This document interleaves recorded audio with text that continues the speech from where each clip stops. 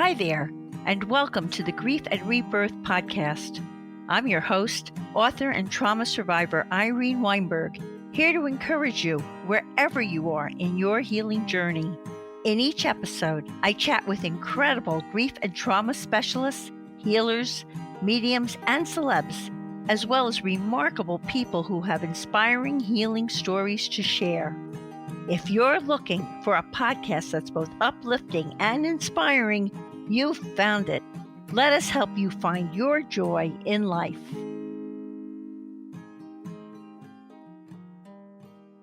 Hi, everyone. I hope this finds each of you so very well. I'm speaking to you from my studio in West Orange, New Jersey. Happy to be welcoming Heather Allison, who is a sacred feminine soul and shamanic guide for lovers, leaders, luminaries, and mystics. Right off the top, everyone, this is going to be a fascinating interview. Heather, who will be speaking to us today from Bainbridge Island in Washington State, has had a fascinating life journey filled with grief, transformation, and rebirth. She was married when she was younger until she realized how toxic the relationship was, causing her to completely lose herself and all sense of who she was. Through a series of magical events, Heather got out of that marriage and had 2 other long-term relationships, but both of those also failed. In addition to not being able to figure out what wasn't quite right in her relationships, Heather was challenged when it came to figuring out what kind of career and work would let her feel fulfilled, inspired, or aligned. One magical day, while she was sitting in her dentist chair, Heather literally heard the voice of her soul. Don't you all hear your soul while you're in your dentist chair? This is going to be so interesting. What that voice said was surprising to hear, and it began to awaken Heather spiritually. Later that night, she stumbled upon an article about a powerful, ancient feminine energy, and incredibly, something started vibrating within her. Heather was almost 40 years old when she dove into an 8-month training course to learn about powerful, ancient feminine energy in order to become a coach. 3 months after she completed her deep dive into divine feminine work, she met a man who offered to be her cosmic teacher during a powerful, magical dream. Of course, there's so much more to Heather's amazing story. I'm looking forward to talking with her about her magical dream and her cosmic teacher, the archetypal principles and quantum realms that have been explained to her, the divine feminine and divine masculine, and what Heather calls the archetypal trinity, how to be the embodiment of our divine selves and therefore fast track our divine destinies, and more, for what will surely be an incredibly fascinating and very enlightening interview. Hey, Heather, a warm welcome to Grief and Rebirth podcast. Thank you so much. So excited to be here. Yeah, it's a pleasure to meet you. So there's so much to you. So let's begin with the beginning. Could you tell us about your rich inner world when you were a child and your relationship with your parents? Yeah. Did they know they had this special magical kid so early on? Maybe they knew that, but I didn't know that then, or maybe I did know that then and I just forgot as I got older. But I grew up as an only child and had, like you said, a really rich inner world because I had all of that time to myself, right? It was just me and my parents. Obviously I had some friends and things like that too, but I spent a lot of time by myself. And I actually kind of feel like maybe that was, all that time by myself, like really being comfortable with my inner world and really being comfortable, like in my own space and in my own time. And like, you talk to yourself or you talk to your invisible friends or whatever that is. I kind of feel like maybe that was the precursor for me being such a mystic these days. Did you actually see and talk to your invisible friends? It's so funny. I actually had this conversation with my boyfriend the other night, and not necessarily. I do know that I had a couple of really interesting experiences where, like, I remember one time, I'd be home alone. Both my parents worked, and I really needed to, and this is before cell phones. I mean, that's so like old school, but like I needed to get a hold of my mom, and I tried to call her office and I couldn't get a hold of her. And I remember I had this feeling that there was some sort of really helpful, loving spirit in this, in the house that I grew up in. And I was like, okay, if there really is a helpful spirit here, if there really is somebody here, can you have my mom call me? And honest to God, on the second the phone rings, and I was like, oh. And so I had moments and things like that, but I don't feel like, and I had a vivid imagination, and I loved playing with my, stuffed animals and my figurines and things like that. But I don't think that I necessarily had an invisible friend. I have many now, but I think I saved it from when I was older. Well, you also had magical events that happened that freed you from your toxic first marriage. You want to tell us about that? So, I mean, looking back, isn't it always like hindsight, when you're looking back and seeing the patterns of your life and the things that happen, that you're like, oh, okay. I've always dreamed quite a bit. I've always, I always used to want to be a mystic. Like I always used to kind of feel like there's probably something magical about me. Like I kind of had that Harry Potter thing. Like I'm like, kind of wished that somebody would just show up and tell me that I was magical someday. And I'd be like, oh yeah, I kind of had that feeling. Great. Show me what to do. And so, I had like a couple crystals, and I read a book here or there, or, things like that I dabbled in, or that I was curious about, but I never felt like I had it. I never felt like I had a real true connection to it. Looking back though, over the course of my life, I can see places where I was like, oh, okay. Like I can see some really deeply shamanic dreams that I've had, and some really powerful, intuitive experiences that I've had. Towards the end of my marriage, which was very toxic, very damaging. And I was with him from like 19 to 31. So a very large chunk of my adult life, at least. You're saying, am I guessing that he was controlling and, oh, just a number of things, not in the way that you might think. It was more like manipulation and just a lot of other ways that ultimately I ended up being a shell of the human that I was before, really losing touch with who I am, my voice, even when I voiced things that were wrong or that I needed, or something, just gaslit like crazy, like, made to think that it was me, something wrong with me.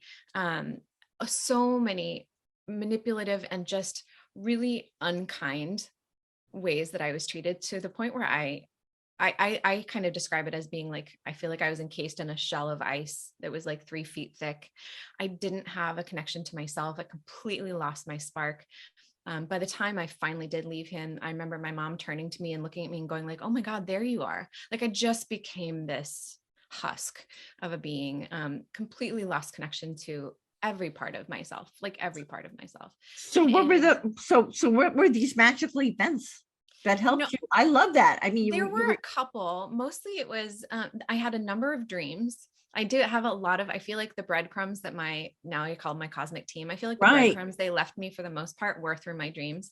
There were things like, a certain song would keep following me around, and it wasn't even a currently popular song, but it was like everywhere. I was like, what in the world, and I'd be like, okay, why is this talking to me? I had a moment where I was, I think, kind of starting to kind of feel my feet again, if that makes sense. I was starting to kind of go, something's not quite right here. And I was kind of inching my way into, maybe this isn't going to work. I don't know. I mean, my parents are still together. So I kind of thought, once you were married, you just work it out, you figure it out. And I remember having 3 people in the same day, I mean, within hours of one another, and they didn't know each other, and it was completely different conversations. All 3 of them said the same thing to me. And that was very much like, it's like, there's something, he's like, they're like, you seem like you got it all together, and you seem like you have a pretty good life, but seems like there's something missing, like something is missing. And I was like, so things like that started happening. It's really hard to describe because there were such breadcrumbs. Nothing was this big, like, whoa, like marquee screaming at you, like big, your story is incredible, but I didn't have the big booming voice or anything that was talking to me. Mine were very subtle. And that's why a lot of times my clients would be like, but I don't think I'm intuitive. I'm like, well, but I'm going to show you how to listen in a way that like these things are absolutely talking to you. And even if it's not this big booming voice that you're Right. But hearing. I've also had breadcrumbs also, Heather. Yeah. So like, I mean, that was just like in the middle of the accident, but recently I had an experience where breadcrumbs were leading me. Yeah. You know, as you get into this world, I think it's, you really have to, it's about learning to listen and pay attention, Yes. right? There's this, I was just sharing this with somebody else too. It's even if we are kind of flirting with these mystical realms and, oh, I have some crystals or I have some oracle cards or whatever, and that's beautiful and a beautiful place to start. But there's something else when you're really letting yourself like be in relationship with these realms. There's like a sparkle on everything. Things just feel different. I just got chills. Things just feel different, and life moves differently, and you are carried differently than you are when it's kind of like, I'm gonna visit with these mystical or magical things. I'm gonna visit with the idea that there might be something beyond what I can see and understand right now. I'm gonna be in relationship with them. It's a completely different ballgame. Yeah, that's true. So speaking of magical events, you had another one, doesn't everyone when they go to the dentist? So you actually heard the voice of your soul. So how did that sound? What were you told? And you have this sudden spiritual awakening. How did you respond? Yeah. So, I I could say that like I, followed those breadcrumbs in leaving my ex-husband and in other things. And I even, followed the breadcrumbs in other relationships that I had and things like that. But this was probably the big booming voice moment. And So you had a booming voice I did moment have too. it later. Yes, later. I was laying in the dentist's office and I definitely a little high on nitrous. So I'm sure that this probably helped kind of get my linear mind out of the way. Right. But this is at the tail end of one of my last relationships, actually the last relationship before the one I'm in, which has been like 10 years now. But and I had picked up a fairly hefty drinking habit just because it was like what that boyfriend at the time, what he kind of, his pastime with his friends, they partied a lot, and I kind of just picked up the habit as well, just to kind of keep up and belong and all of that. And I just, when you're in that space, I think I was just having fun, which is nothing wrong with that. But I obviously had a divine appointment that I was like going to be late to at some point if I kept kind of just going down that road. And I heard my soul literally say, "You're almost 37. What the are you doing?" I was like, "Oh, sorry for the F bomb." Was it a female voice or was it a thought? How did it come to you? So I do sometimes hear voices with their tone and their, the actual sound of their voices. Most of the time, the way that I receive messages from my guides and my team and my soul are kind of, I call them like packets of information. It's like they drop it in. And so it's more like the voice like reverberates through me, and it didn't actually have like a human voice sound, if that makes sense. I do sometimes hear the human voice sounds as well. And I've had those really magical moments where actually there have been a couple of times where I'm saying something and I can hear a masculine voice saying the same thing alongside me, like where it feels like we're saying it in unison. And I'm like, where did that go? Who was that? But her voice really sounded just like truth. I have no other way of describing it. How and what other voice than truth would be saying to you, what the F are you doing? Right. Right. And it's so funny. And I think maybe because of the nitrous, I was like, oh, I didn't freak out. I wasn't like, there was nothing scary about it. I was just like, oh, oops. Okay. And I mean, I left that night or left after the dentist appointment, and I really started making changes. I was like, okay, so it's time for me to leave this relationship. I broke up with my boyfriend at the time. It's time for me to be doing something. Like I make some changes in my life. I didn't really at the time believe that I had a career purpose. I kind of thought other people did. I was like, nothing really lights me up about any of the work that I've ever done. I'm just going to find work that I can do and that I don't mind and that I can make money with. And that hadn't changed because of this, but I just feel like it's something I became a lot more willing to listen to subtleties, I think, after hearing that voice. That I feel like that's the biggest thing that changed. And I became a lot more willing to take action for things that maybe didn't make a whole lot of sense, because they felt right and because they felt true. And I think that was probably the biggest gift of hearing her voice in the way that I did, is because it Sounds was like kind you of were like, starting to hear your intuition. right, exactly. And I feel like I had the sensation or this experience of knowing what truth felt like and sounded like, even though it was just like a vibration, if that makes sense, that I started becoming able to kind of follow that vibration a bit more, follow that sensation and that feeling a bit more, just exactly what I help my clients do as well. Wow. So you're really not taking, you're listening more, but you're not taking definitive action yet. But then something prompted you to take a coaching course about powerful ancient feminine energy. So obviously you were being led on a path. So you want to tell us about that? Yeah. So, you know, marriage that was super toxic and damaging, 12 years. And then I had another boyfriend that was really lovely, but that didn't work out. I had my heart broken. Another boyfriend that was really lovely, but it also wasn't the right thing. And I was approaching, I was like 39. And I'm like, okay, where is it? What am I missing? What am I doing wrong? What am I not getting right now? I need to be doing something differently. So it's kind of one of those like just desperate middle of the night Googling things like, why, help me figure out this relationship situation. And I found a woman, and her work was very much about this, like the energetics of masculine and feminine. And she spoke about the feminine in this really mythical, beautiful way that just set something alive in me. And I was like, I don't know what that is, but I'm intrigued by it. So I, again, kind of let myself follow a breadcrumb. And I just, she had a couple of like little online workshops or master classes or whatever they were. Maybe I bought a class. Actually, I think I bought a DVD. It was like when there were still DVDs that you order in the online. And I was like, okay, something about this is really vibing for me. It's really resonating for me. And then I started practicing it and I just noticed things changing, like things in my life changing, feeling like noticing how men were responding to me, and noticing how they were like approaching me, but also more importantly than that, noticing how I was responding to myself and how I was holding myself and how I was moving through the process of even being single again and dating again. And crazily enough, I actually ended up for a little bit dating somebody who ended up feeling, and I didn't realize it until a couple months in, but felt exactly like my ex-husband.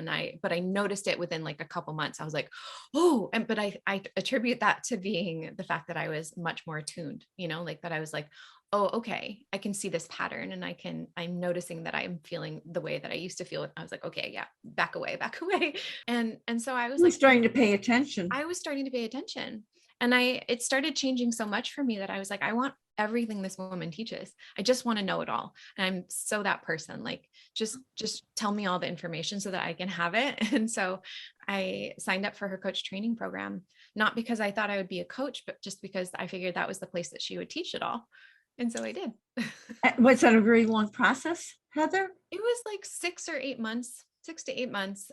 But it was about 6 months until the course began. So I signed up pretty early.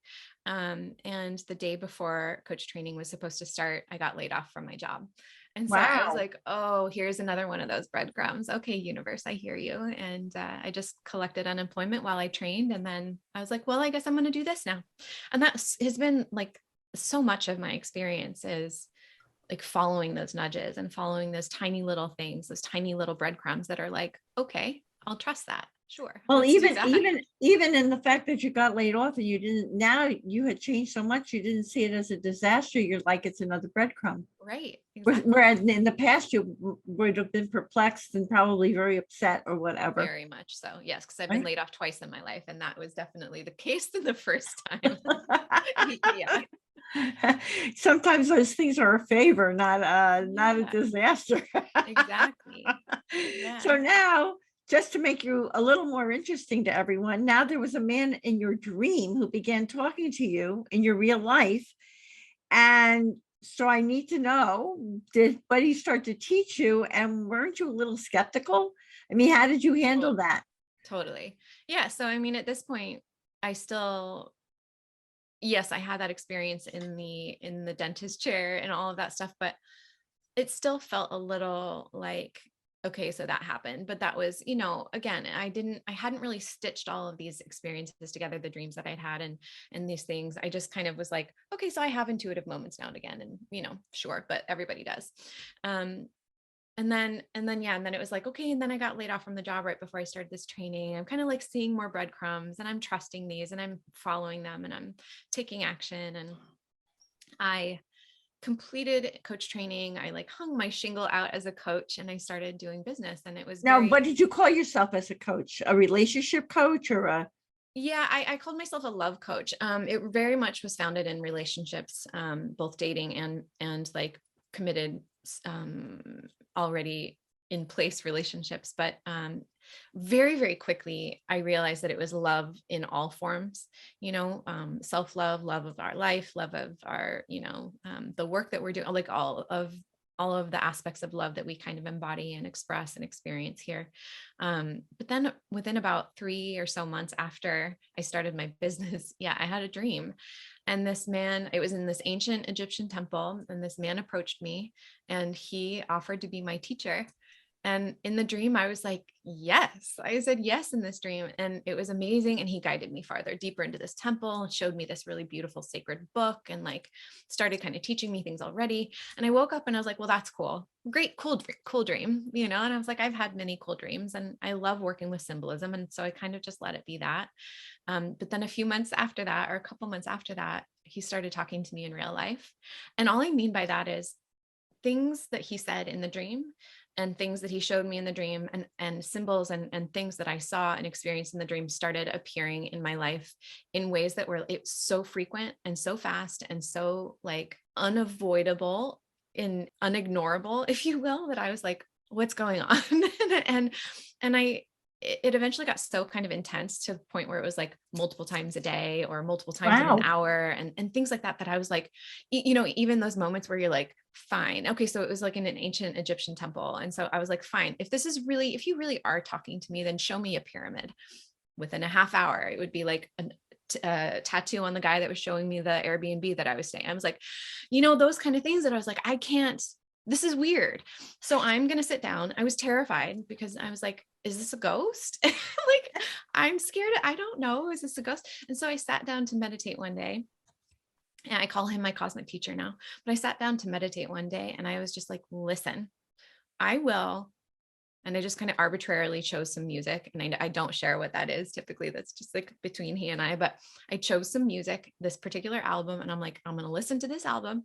And when I listen to this album, you're allowed to talk to me and you're allowed to show me things, but this is my space. Like, you can't come in here. This is my, you know, I was terrified. I was like, I That's don't want to come in. fantastic though. And look, Yeah, with what from your original relationship where you really didn't protect yourself with boundaries. Now completely. this guy, whatever this was, Right. you had progressed so much that you were definitely giving him boundaries. I love that connection. I really love that connection you just made, because you're absolutely right. Like, I was completely porous in my marriage and in a couple of my other relationships, and lost myself. And that was exactly the biggest fear I had, was like, I don't want to lose myself or bring in anything that's going to be damaging or that's going to hurt me. Or I love that you made that connection.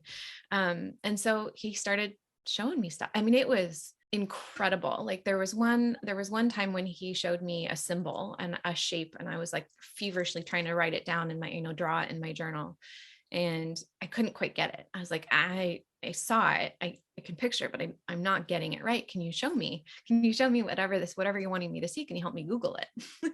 And in that moment, I heard a lyric in the song that I was listening to in that album that I was like, I will listen to this song when I'm talking, or this album when I'm talking to you. And I just knew for whatever reason, that's what he wanted me to Google. I was like, that's going to work. Sure. But I'll do it. And I did it. And I clicked image results in the Google results page.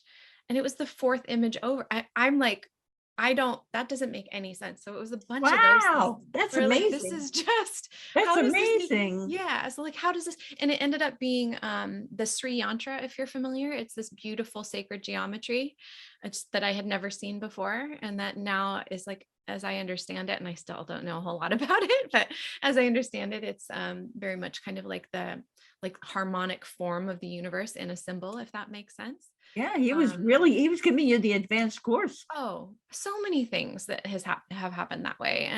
And so he just started teaching me things like this. And I just started kind of receiving whatever it was that he wanted me to receive. And it was, again, breadcrumb after breadcrumb. Like Where was he going with it? Was it about love? Was it about what you were working on, what you were coaching, about your personal life, all of the above? And I will have one more question to ask to answer that. And you call yourself a shamanic guide. So were you a shamanic? Was he preparing you to be a shamanic guide, or were you already on that path before which might have opened you up more to what he was doing? So where was that piece in the process? Yeah. I feel so the reason I find that I received around him coming to me in the first place, and any of the other guides that I work with now. And I love that you're asking this question. I don't know that I've ever put this into words before. But no, I do actually. I feel like it's very related to the Sri Yantra, which is the harmonic form of the universe. I really feel that we here on this planet are instruments of either harmony, or we're instruments of discord. And when we are, like, this is the whole basis for the work that I do, is when we're aligned with what I consider to be our like original energetic blueprint, like the true like vibrational truth that we came here to be, and that our souls carry here, and that we tend to just forget through living life here and being in this physical, denser experience. When we're really like reconnecting back to that, and living into, as much as we possibly can, those sacred energetics, which is why I call it sacred harmonic energetics, this work that I do, then we are bringing through and being and delivering what our soul came here to deliver. And that's, we work closer with nature, we work closer with one another, again, don't create so much discord and conflict and harm in the world. We actually live in a really sustainable, beautiful, like harmonic way with things and other beings and one another and ourselves and the stories that we tell. Sounds like you're working on a kind of a 5D mentality to me, or an energetic mentality. And higher. And higher, right? So Yeah. This is really fascinating, because a lot of people who I interview talk about that we're in a 3D vibration, but we're going to 5D. But you're saying even higher vibrations are coming to you, which is fascinating. And I don't love that conversation, to be honest, because somehow when we're talking about the 3D, we and 5D, we start to vilify the 3D and make it seem like it's a lesser than. And it's beautiful here. It's messy too, and it's painful too, but that's part of the experience. And we kind of tend to like start idolizing the 5D as this like place to be. There's like a subtle, let's get away from here. And there's something wrong with being here kind of energy. And we completely forget to talk about the 4D in the first place, which and is the 4D is the transitional part, it's right? The bridge, right. It's the bridge. And it's less about transitioning, like we're not going somewhere else. It's about embodying all of them, like all of the things. It's embodying the 3D and the 4D and the 5D. And you know what I'm saying? And again, beyond, touching into the beyond as much as we can while we're in these physical forms. One of the earlier, so I don't talk about like dimensional stuff all that much, aside from the fact that I talk about them being real and being, energetic and perceived by us, the more sensitive we become to energy and all that good stuff. But mostly because it's really important to kind of focus on this human experience and who we are and who we're being asked to be here. But I was shown and told once that I'm doing quite a lot of work at like the eighth dimension, if you will. I was actually just reminded of this, which I was told was archetypal pattern and also angelic pattern. Right, because a lot of what you do is this archetypal. Right. And what I was told was that I was helping to repattern our energetics to like again, our more original energetics, our more primary or primordial archetypal patterning, which is the harmonic forms. So let's have an explanation of that for people who don't know what's an archetype. What are the quantum realms, which we're sort of alluding to a little bit, and you're channeling. So I just want to ask that one question that I alluded to before. How did you start to learn to channel? Was that part of your shamanic journey? I mean, Did it I just don't, come to you one day? Was it part of yeah, the it did. It magical really thing that did. I he mean, kind of so it kind of transmitted to you? yeah, I consider that dream and then the subsequent couple months later when he started talking to me in my real life, it really was I consider that to be like the pin in my story where my spiritual awakening happened. Because I both started becoming more willing to listen to things that I didn't make sense, and were beyond the scope of what I thought I believed in. Definitely beyond the scope of what I'd ever experienced. I allowed myself to be shown. I allowed myself to receive. I created more and more and more trust with him over time, obviously. And then that I feel allowed me to, trust really comes, in my view, comes from our own ability to hold ourselves and our own power to kind of stand in our own beingness and in our own wholeness and in our own power. So the more I was kind of taught and guided and learned in that way, the more I was able to trust him, if that makes sense. Makes And so total it opened the sense. door to a lot more of my guides. I will say that I have always, including when in talking with him, I have always let my soul be the final say. I'm like, she's the reason I'm here. She's the reason, like she holds my map, is what I always He's say. got your boundaries covered. Exactly. And so I will let her tell me, especially when I have no idea like who this being is that's do you want me to talk to this being, or is this not for me? And I just listen. And if she says no, it's a no. If she says yes, I'm a yes. Like I just kind of let myself be guided by her. Has he given you a name? Does he have a name, or he's He just does. I just call him Cosmic Teacher though. Yeah, okay? publicly anyway. Okay, okay, that's fine. Tell us, so when exactly did you begin to channel? Mhm. And you it sounds like you have many different spirit guides or who talk to you. And teach us about the archetypal principles in the quantum Yeah. realms. Yeah. So I'd say the channeling kind of evolved over time. That was like, making time to meditate, and especially like I said, kind of choosing to be open to be shown. And then really listening to the subtleties, like the subtle realms. And I mean listen like with all of my senses, whether it was something I felt in my body or something I actually saw in a vision, or even something I heard, something I felt an impression of, like um I kind of just have a knowing, like it seems like it might have been this. I tell my clients this all the time. Like it seems like it might have been something like this, and allowing that to be enough instead of like, I need the big booming voice or I need the clear movie picture kind of vision. And the more I find, the more you start allowing for that kind of dialogue, the more it develops. Plus, it's no coincidence in my mind at all that as I was opening into my feminine energy, that's when my channel opened. She is I consider her to have like three pillars, and this is a perfect transition into the archetypal stuff. It's really like our sensations, our emotions, and our intuition. So all of these really like subtle realms that we hold within us and that we have connection to outside of us, if that makes sense. And so no coincidence whatsoever that as soon as I started kind of immersing into and practicing and embodying some of the feminine energetics, that my channel would open. I see it all the time in my clients as well. And so to back up for the archetype question, I think this is so Yeah, important because people don't know what that is. right. What is that? What does that even mean? So archetypes really are, and you can look it up with anybody can kind of Google. Carl Jung talks about them a lot. But the idea of archetypes is that it's like an energetic pattern that kind of, these are my words, but like an energetic pattern that kind of ripples through our reality and shows up over and over and over and over and over again, very much in our unconscious, in our psyche. Would you say it's a karmic thing where maybe in different lives it shows up I over think and they over show up again? everywhere. I think that my personal experience of them is that they're literally everywhere. We're all living into them all the time. We just don't realize it. It's like kaleidoscopic kind of, if that makes sense, or like the mirror thing, when you like have a mirror and another mirror, and you can literally see the repetition of the reflection going and going and going into infinity. That's basically what it is.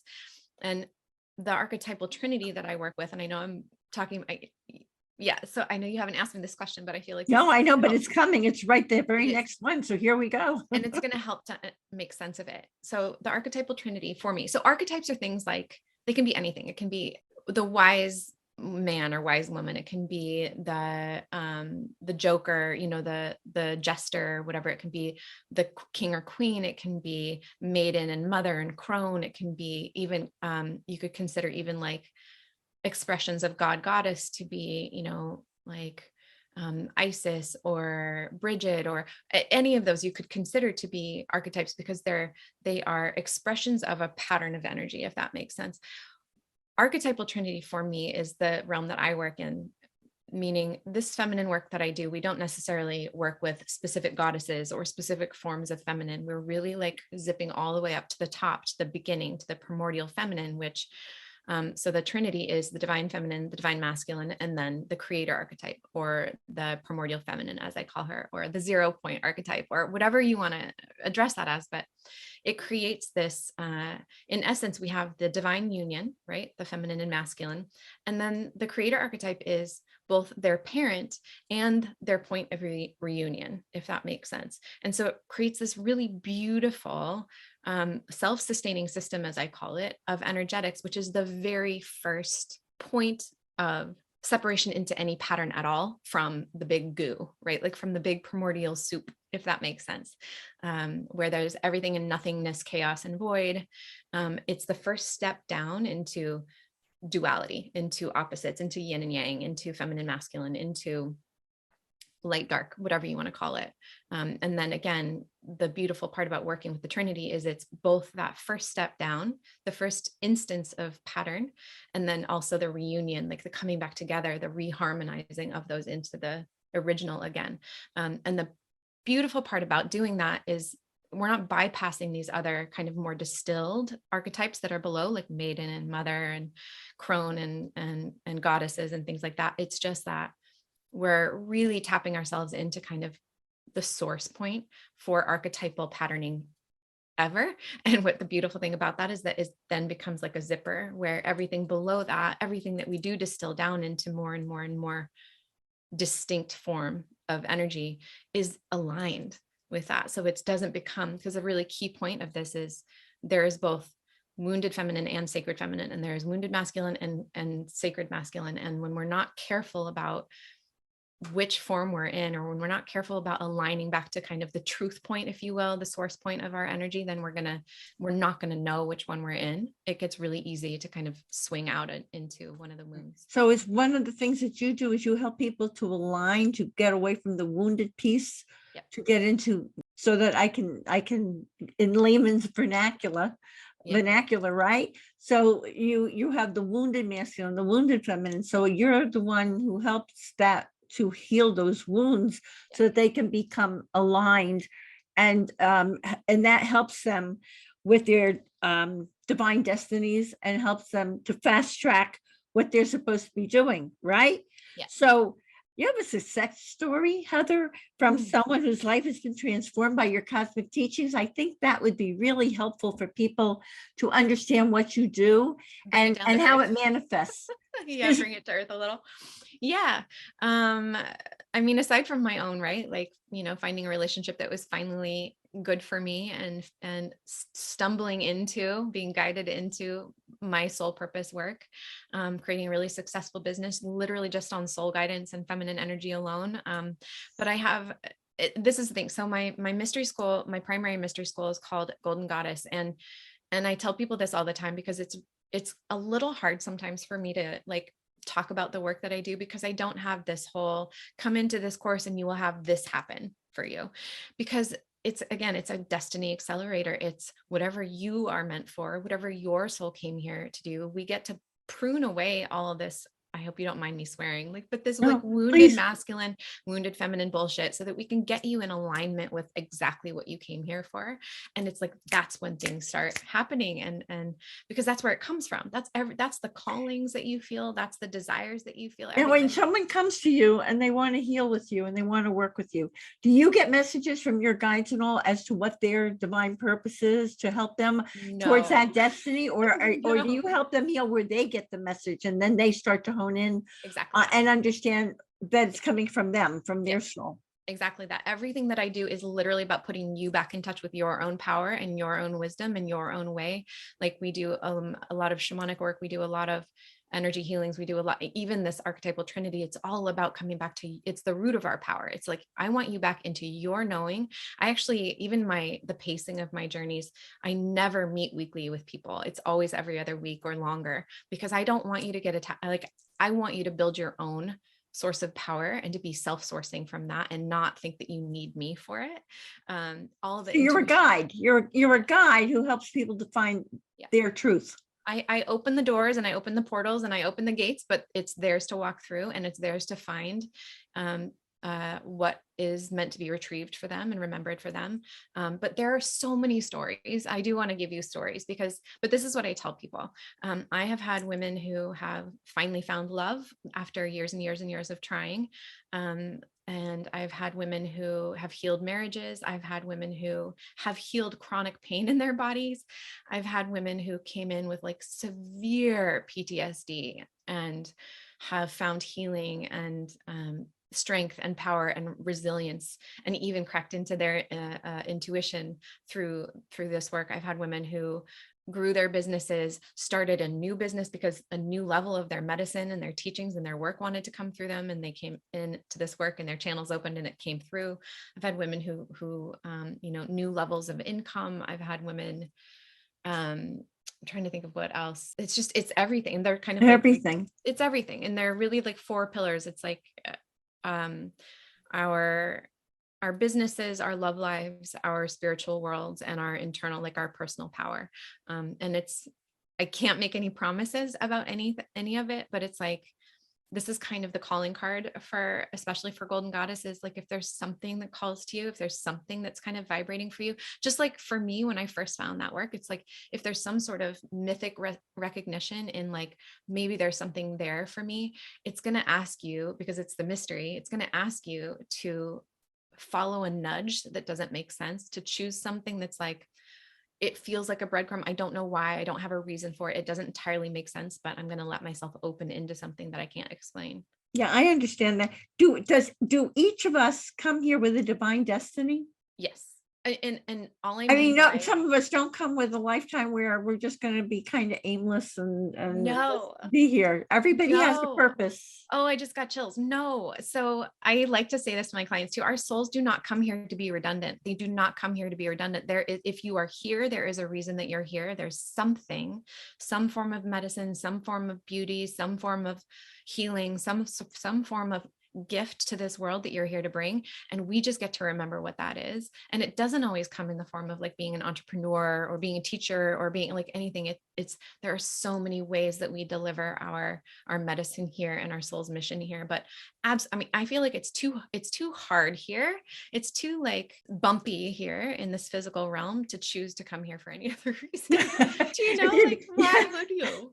Right. Why would you want to take this as a vacation when you can do something constructive with it, right? Unless your soul is just like an adrenaline junkie or something. But no, do you know what I'm saying? Like, so there's absolutely a reason, and we just get to find what that is. And I consider I don't consider our destinies to be these things that are like a checklist where it's like, well, I have to make sure that I do this. Now I'm done. Now I've accomplished this. It's more like how you are and who you are and how often you're delivering, how much you're delivering your soul's medicine and your gifts and your love or your beauty or whatever, like, capital B beauty to the world, and not necessarily the packages that comes in, if that makes sense. It's not one size fits all. It's for everybody, depending on what their particular mission, their particular need is. Yeah, now, if one checklist, like it's not a checklist. Yeah. So if someone is really intrigued by, I'm sure that people are, and they want to check out your mystery school offerings, especially Golden Goddess, do they just get online to find that, or? Yeah. You have meetings with people online? It's like through Zoom or whatever? Yeah, most of my stuff is on the phone because I really love, as much as I do love, we do some video in Golden Goddess, but most of it's on the phone because I love this. We spend so much time looking at other people already and seeing what they're doing and starting to compare ourselves, or even just like looking at ourselves and say, what am I, it's so distracting. And so I find that being on the phone and audio only, we really get to come internal and come more into the feminine. A little more of an intimate Yeah, experience. I exactly. understand that. And there's so much freedom to be really vulnerable in that space as well. Anyway, but yeah, if they just go to heather-allison.com or primordialfeminine.com, there are 3 mystery school experiences. The Golden Goddess is the primary one and the deepest one, and the most kind of destiny accelerator version of this work. It's the signature mystery school that I offer. The spiral is kind of the mini mystery school. So it's for women who aren't quite ready maybe for Golden Goddess or want to start a little bit smaller. But right now I'm actually offering, if they wanted to join that first and kind of get their feet wet, they can actually apply most of their tuition to the Golden Goddess the next year. And then there's the inner sanctuary. Say that again about their tuition. So if they come into the spiral because they kind of want to begin and maybe they're not ready for Golden Goddess, it's actually they can kind of build their path, if you will, into Golden Goddess, because I'm allowing them to, at least for now, apply most of their tuition from the spiral into Golden Goddess the following Oh, year. that's wonderful. Yeah. Okay, that's great. And then there's a lower option, which is the lighter option is the inner sanctuary, which is just kind of a monthly divine feminine temple. And all of them come with support from me, like at least a little bit of access and support from me personally. So they're really beautiful. And you've helped people to find love, and you've helped people to get more successful. You've helped people to make more money. Yep. And get more peace from within. Yeah. Listen, we're all creators, right? We came here to be creators. This is my belief.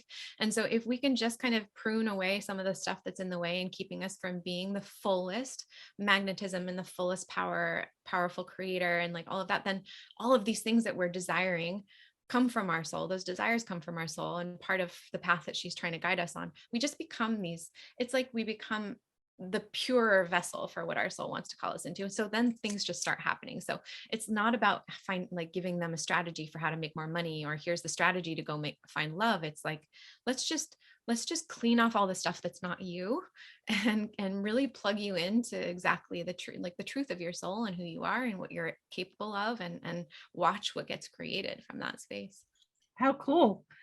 And because my passion is about healing, so I would like to know, how does working with sacred harmonic energetics, which is what you do, and how that focuses on using aligned energy to achieve peace, joy, happiness, and abundance, and being willing to enter this realm of the unknowable, help us to heal. And Heather, why is it important that people should do their healing work? Oh gosh. I'd say my simplest answer to that would just be what we can all feel. We have a sense of that we have this kind of small voice in us that says that there's so much more than we can see, so much more that we can prove, so much more than we've seen yet, than we've been shown yet, and so much more to us. Kind of like I said, the feeling that I had most of my life where I was like, I wish I could have that like Harry Potter moment, like that, just as an example. But there's so much more. We are these energetic beings, and we have not even scratched the surface.